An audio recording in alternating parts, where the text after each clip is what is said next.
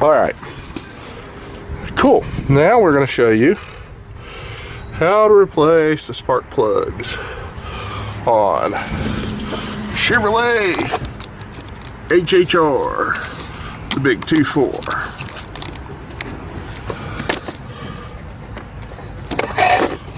Hopefully, I got another video showing me taking this cover off. But basically, we're going to carefully, not to break the connectors, carefully pinch, carefully, and work them just gently. Just make sure we don't break these. Take your connectors off the coil pack. Then, with a 10mm socket and a ratchet, we're gonna take all the bolts loose.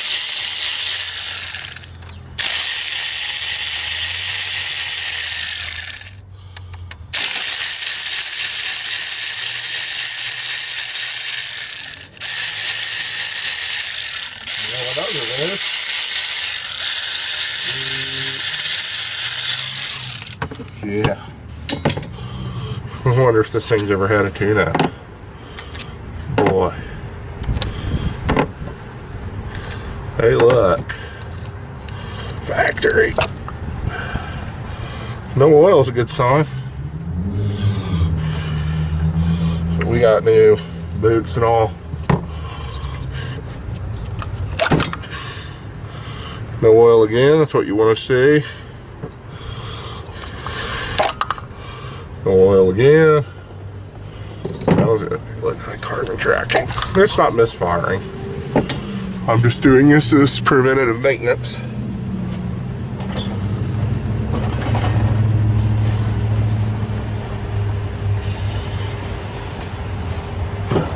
So,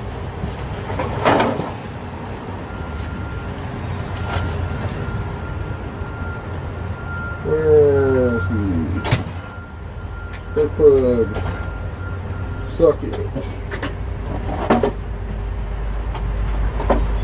Never find what I'm looking for.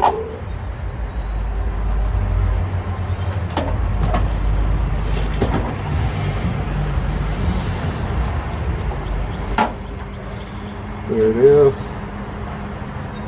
Found it.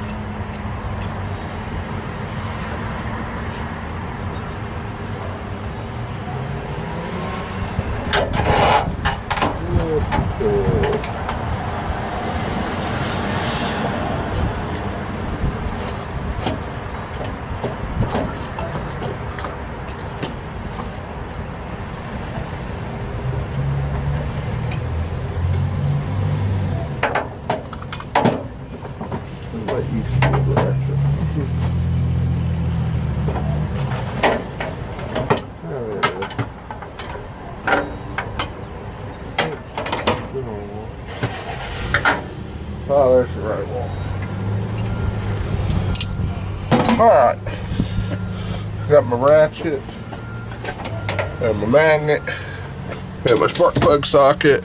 And my spark plug socket with the long. We're just gonna go down the hole here. We're gonna crack. Just careful. That's why I do it by hand.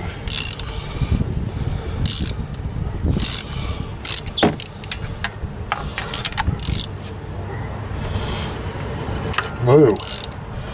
Ooh, those are tight.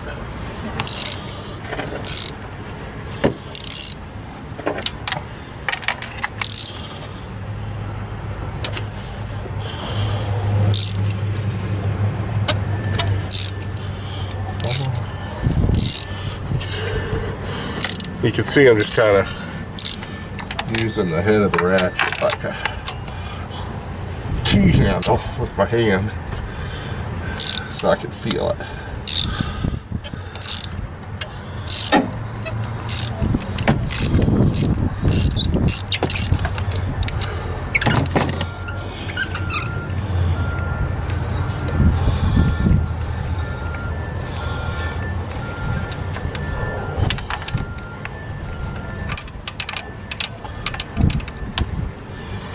All right. You know what? They are the AC Delco 41103s. They don't look horrible. I think they're original. Because I mean they've got some wear on that corner. Do you see that? That one's got some wear. I don't see it's burning any oil. That's number one. Let's take number two out here. Gives a good insight into what an engine's doing here.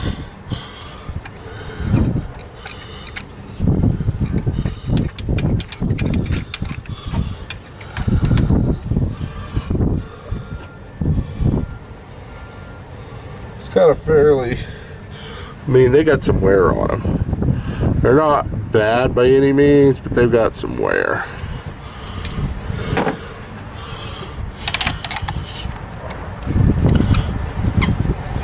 When you're pulling them out, just kind of feel. You don't want to be taking threads with these. And there's some cars you want to do them cold.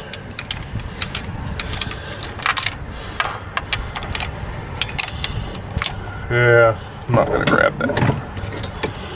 Time for the magnet. Magnetic power.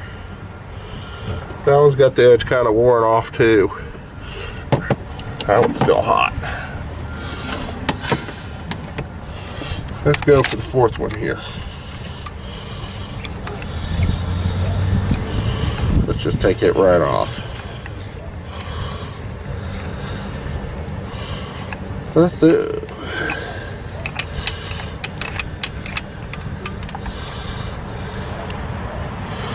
That one's changed. You can see, I hope you can see how the edge of that one's kind of worn off. I got some wear on them. The threads look good. They're all burning evenly. So we're gonna put new ones in.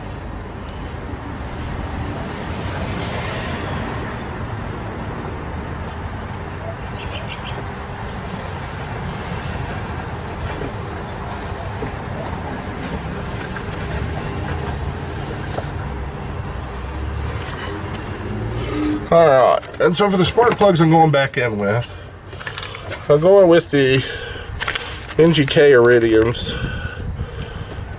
Won't hurt. So I was out of, they were out.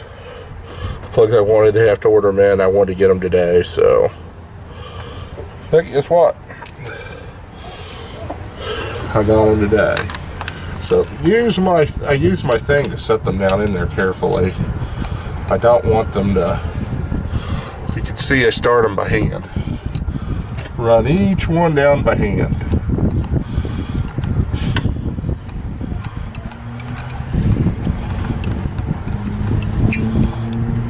Oh yeah, that tightened nice. Now the next one.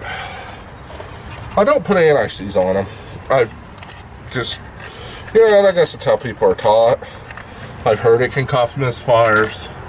I personally have never seen it. I've never done it. I was taught not to. You know, when I was going through schooling and training. You know, I guess it's just how everybody's taught. There's some things that's not a right way or wrong way to do it. It's just not. You know, there's several ways to skin a cat, as they say. And if it works, and it doesn't hurt the vehicle, I'm not going to fault anyone for doing it their way. But I don't do anti-seize on these. Like I said, I was just taught not to. Told not to. GM never called for it in the manual. In the book, all data, we used all data on our shop, so it never called for it.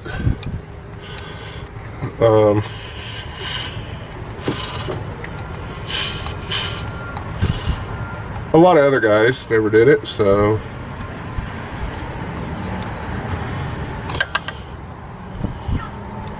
I guess my happy ass isn't doing it, huh? So There we go. Our last spark plug here. And I like to see them with these sleeves. I do like NGKs. And these say do not gap them, and you do not gap iridium plugs, it will damage them. So, and just looking at them, and based on the ones I pulled, I mean, these gaps look good. That's based on experience.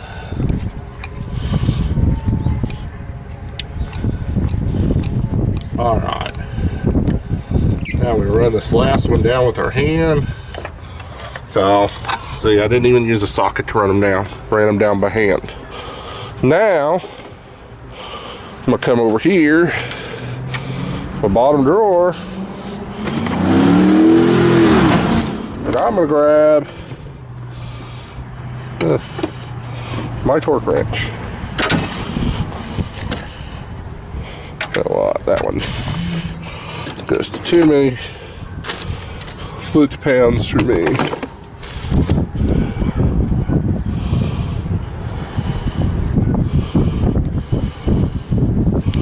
So, right here, let's set you here.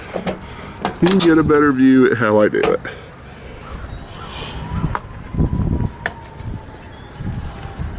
We're gonna set this right here, and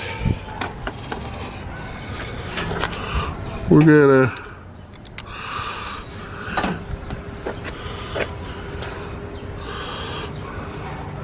take my torque wrench. I'm gonna torque this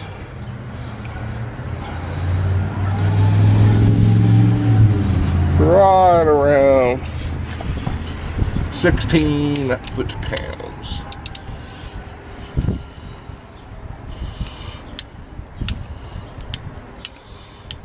Hit the click.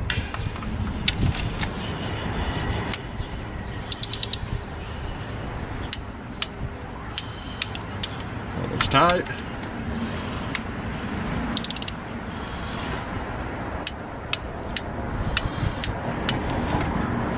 Click up a couple times just to make sure they're torqued. They're torqued.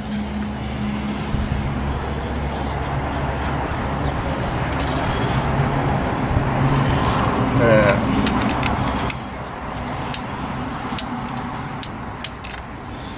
we'll go back through.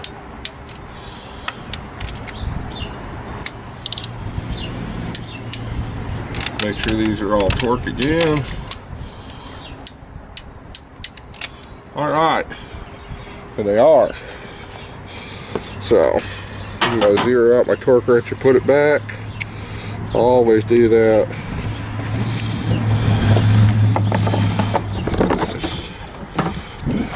Hook it back in there. Goes in its case.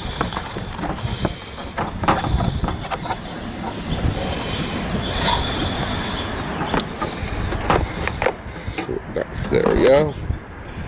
Now, for another important thing that I like to do, I find it part of doing a proper tune-up on these, is replace the coil boots. So, and here's the reason why. These have a spring in them. And this little guy, and they get wore over time, just like a plug. Put new plugs in, put new of these. These just will pull right off the bottom here. Whoops. Ooh, I knocked you over. Let's get you. And then that comes out. Alright, so I'm going to show you how to put these together. Oh, this comes taped to this one. I understand why they did it, but I'd rather them put it in a baggie. It's an annoyance the way they attach these. Hope whoever packages these guys are listening. But, okay. So our little deal will drop into our coil. Boom. That goes first. Now, pull that tape off. Then I'm going to put my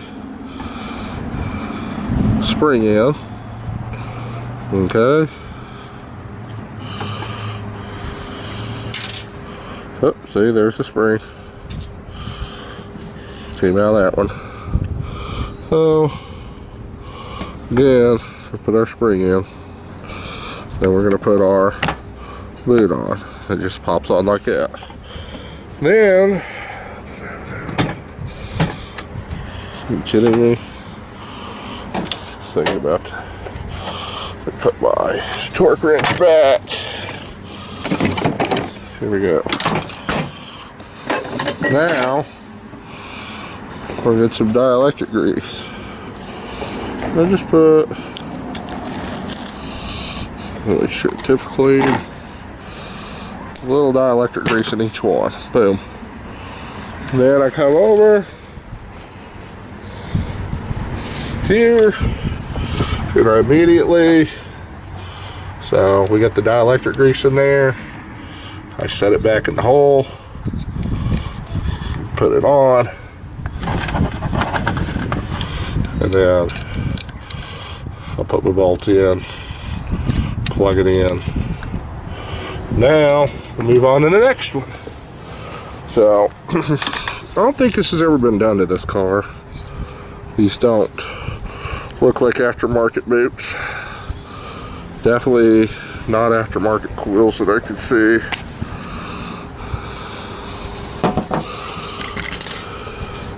Okay, and on these, it's got a tapered end here. I don't know if you can see that. That end's tapered. This end's regular. The tapered end goes into this. There's that guy. Move on to our next boot.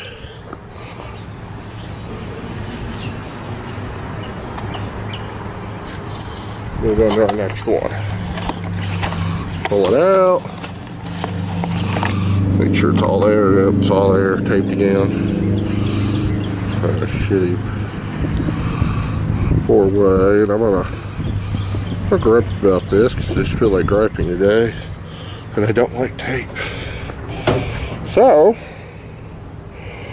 you'll have to forgive my griping. But we'll get it out here. It's not horrible, I guess. Just an extra step to have to go grab an eye. So there's that. Here's that. So we're gonna shove this. So again, right here, you actually can see, put that in there. Then we're gonna put that again. There's a tapered side, non-tapered side, taper side down, and then the boot goes on.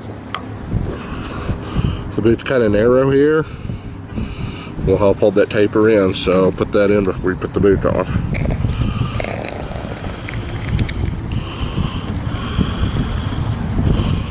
Oop, I'm running out of dielectric grease. Oh boy. I'll have enough to finish this project. There's another one.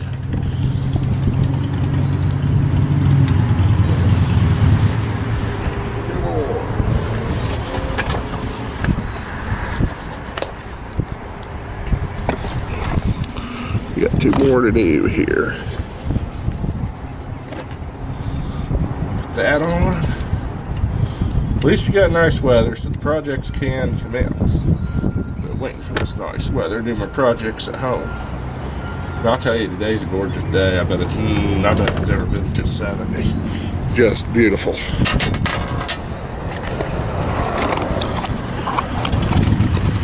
Alright, let's move on to our next one.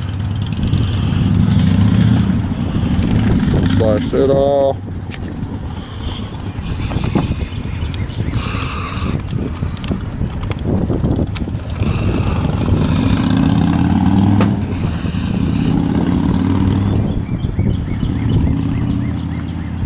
Next coil. It's Some of these have a little white, like carbon buildup in there. No oil or anything, but would be better be safe than sorry.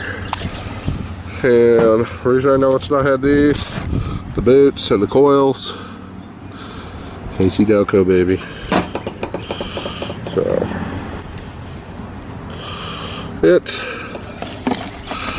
it's time. Definitely time.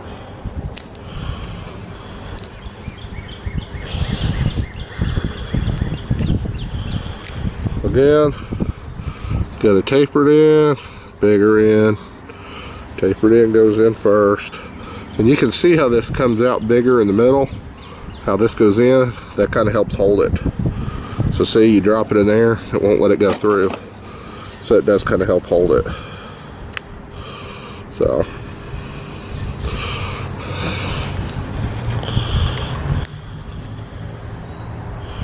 A little dielectric in there. We'll set that one aside. Now let's go to our last one here.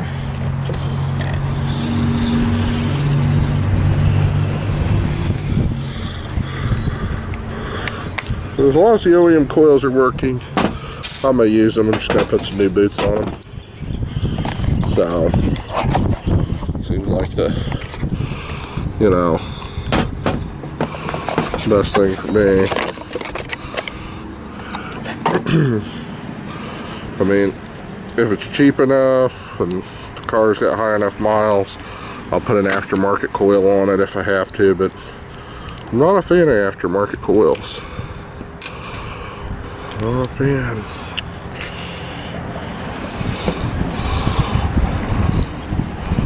I mean, they're probably fine. I just prefer my original equipment coils.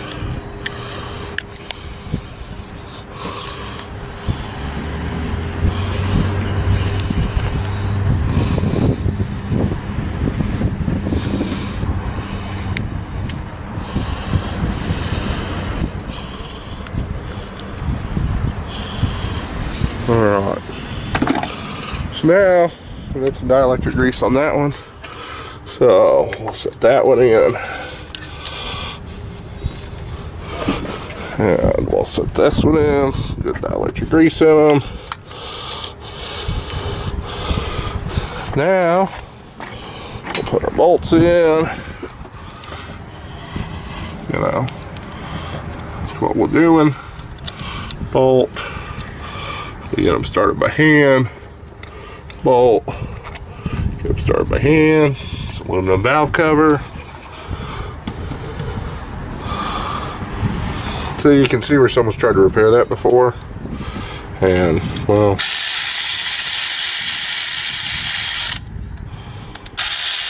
these don't have to be very tight, just snug.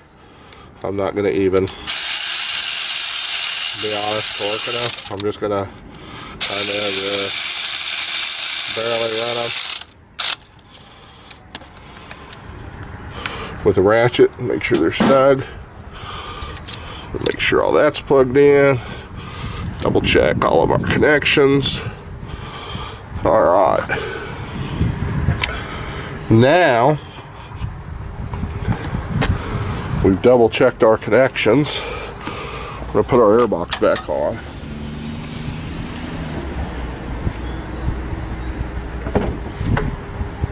The way that works is it sits on these rubber grommets. 1, 2, and then this sits on a rubber grommet. And then I unplug, comes through the mass airflow sensor there. So let's get you set down here and let's snap this all back in.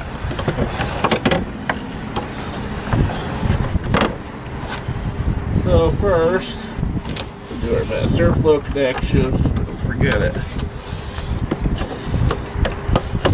Pop our air duct back on.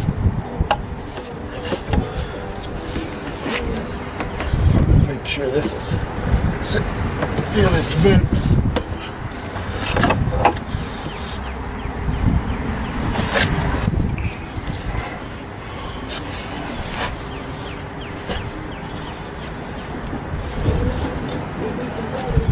Sweet. Now, we're going to tighten this back up. Under here, that's an 8mm or 5/16.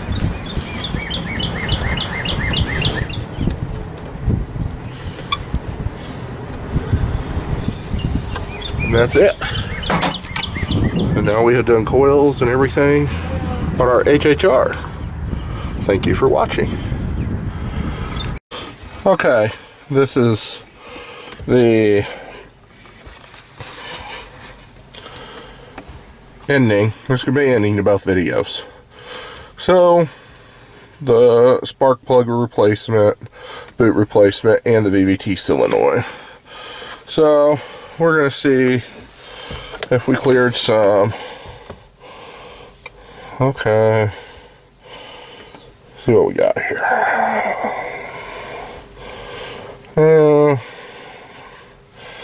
Come on. Running vehicle. Oh yeah, pneumatic. Which is a manual.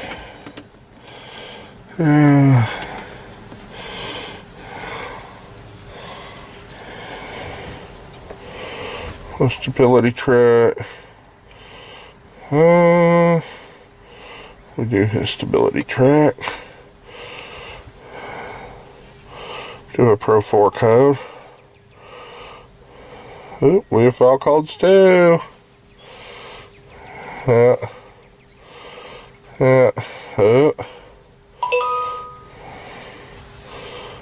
Diagnostic report. Abnormal too. Exhaust. Evaporative emissions. So we fixed the engine actuator, now we got an exhaust actuator.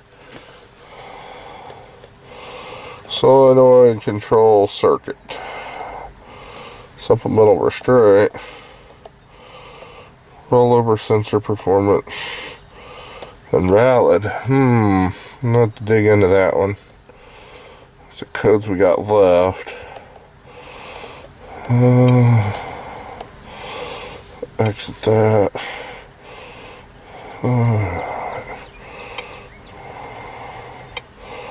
Let's try clearing these. Yes. We're going to clear them.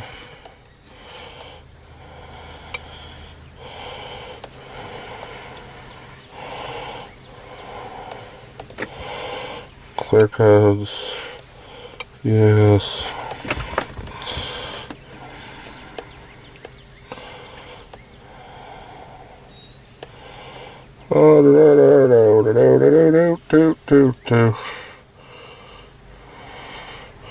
Cool. So normal. None of the others are finished. Cool.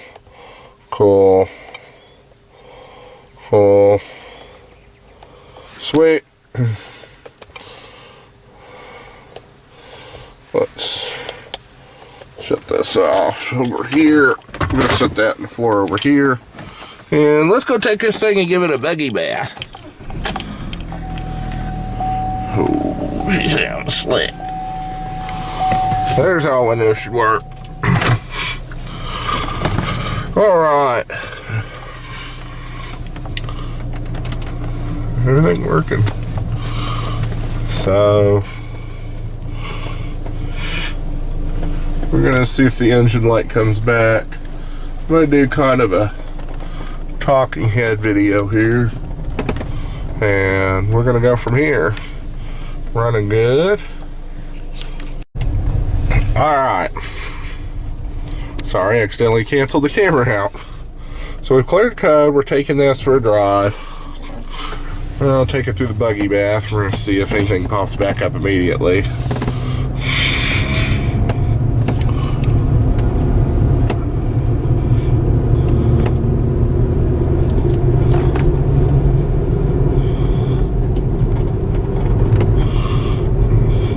I can hear a howl.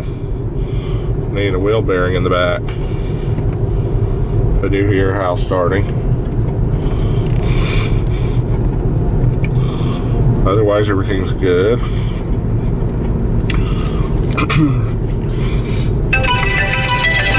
Oops, that's a phone call. Okay, I took the phone call. It was Mom. You never know when you gotta take your mom's phone call, so especially when you get an elderly mother. So, so she called me, so we got that. So hopefully no more interruptions. So, no check engine light on still. We're running through the ye old buggy bath with the HHR. Yes, I know I don't wear my seatbelt. Nobody likes to wear their seatbelt. Seatbelts suck.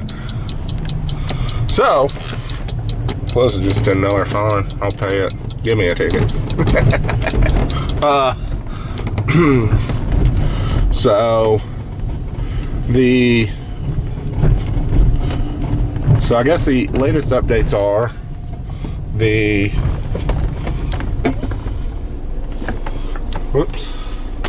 we're at the car wash. The car got the HHR. We're doing it, obviously, a tune-up and everything on it. I've accepted a position and got a job, so I will now be working at O'Reilly's. So, just be temporarily, but probably, I don't know. We'll see how it goes. I may not like it. I may like it. You know, it's a change for the better, for the worse. You know.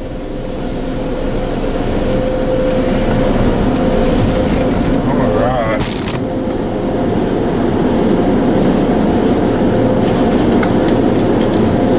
Alright. There, you fell over on me. We're going through the car wash.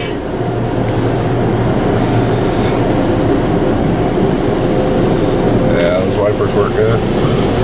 Still don't have a check engine light. So we got an EVAT performance and we've got that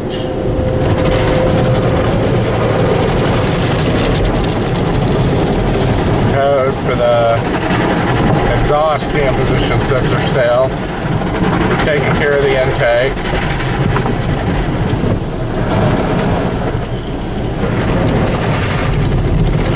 Not bad. It's fixable, pretty simple enough. We're taking care of the spark plugs. You may not be able to hear me for all the car wash. So, we'll just enjoy the car wash here.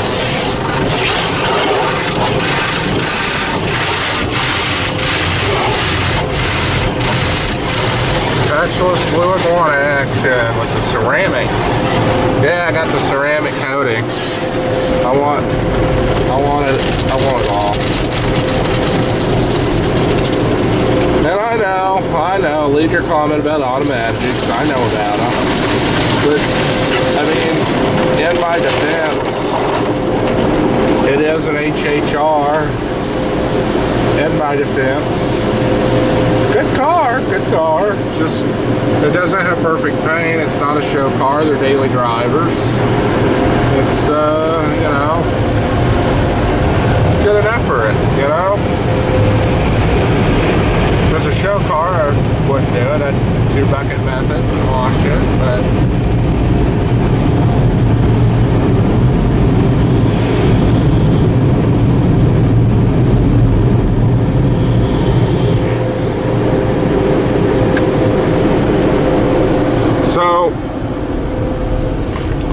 yeah, so I'm going to be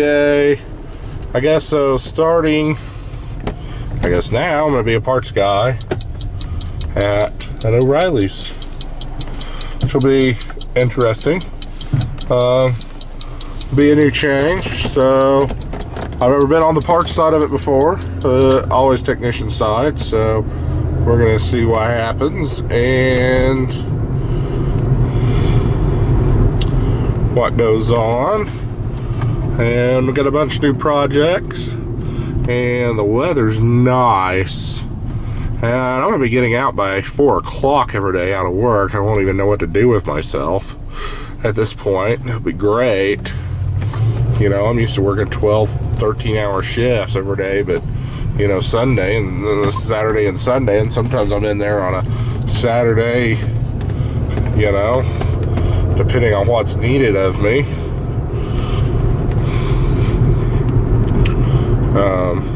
You know, I was, you know, it really depends on the cars, and some of these cars are, you know, especially nowadays, can be pretty complicated in their wiring and some of the diagnostic stuff, but, so, I did a lot of that. So my tools are home, I've busted the tools home, and have them all home, and, yeah, so, will be interesting, and I will be working on my own stuff in the driveway, or stuff for other people as projects,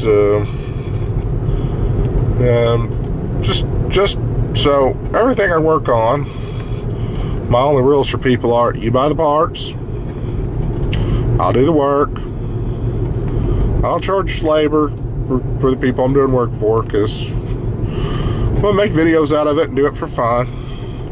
No, and I like working on cars. That's why I got into it. I love being a technician. I love my job, but I was getting burned out, and I did notice it. And I want to get back to loving working on cars again, and really enjoying it. You know, so that's the thing. And I have so many projects and stuff to do that it's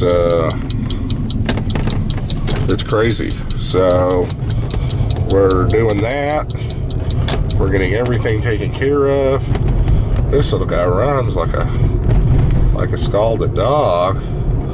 All that new servicing and everything. See, it does need tire pressure sensors. 159, 172 is the mileage. So 20.7 mpg, and I'm sure that's climbing now that we got some sensors fixed and everything working. Yep, there's the Highlander. So instant average 91. Yeah, I just changed the oil. 194. Definitely want to get that fixed. It just lights on in a car, drives me nuts. So mileage on this guy is 159, 172. Put it in park, turn the key off, and let's go look at this Lincoln. Start doing something on it. But anyway, so that's what's going on with me, and so it'll be great. Be a different change. We'll see if I like my change or not. But I want to thank you for watching, and hopefully these videos are getting better. I got a Sony Handycam. The only reason I got a Sony Handycam is it was on sale. But we're going to see if the videos get better, and if this helps. I've always shot them on my phone, and I've lost a lot of stuff. And I lost some of the van stuff too, particularly when I went to the iPhone 14 here.